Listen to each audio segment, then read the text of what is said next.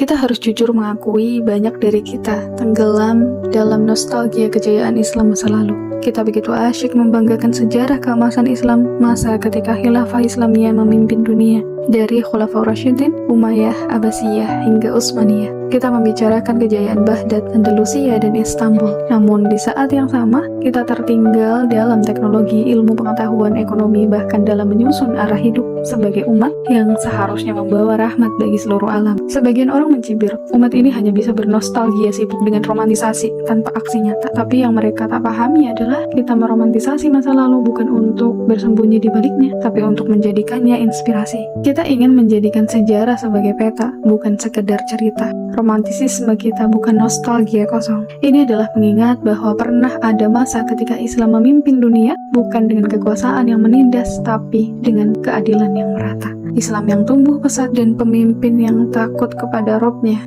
Kita ingin kembali ke masa di mana negara bukan alat kekuasaan para elit, tapi pelayan rakyat sepenuhnya. Mengapa kita ingin kembali pada peradaban Islam? Karena kita tahu sistem itu pernah bekerja. Dalam sejarahnya, peradaban Islam memberikan jaminan hidup yang layak, pendidikan gratis, kesehatan yang merata, dan pemimpin yang benar-benar takut pada pertanggungjawaban di akhirat. Sebuah sistem yang tidak dikendalikan oleh kapitalis, tidak dikooptasi oleh kepentingan oligarki, dan tidak membiarkan rakyatnya menjadi korban permainan para pebisnis dan pejabat.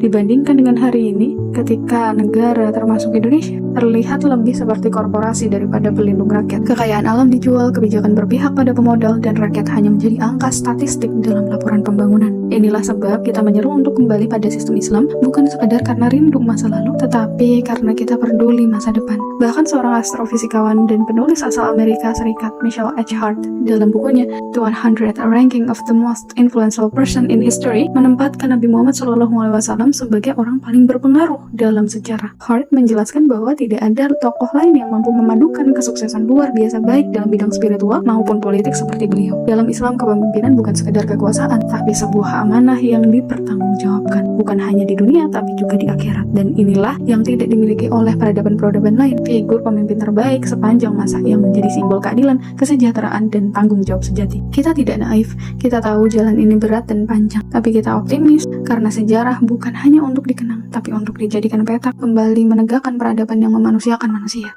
Romantisisme kita bukan pelarian, tapi pijakan awal untuk bangkit menuju masa depan yang kembali terang di bawah naungan Islam.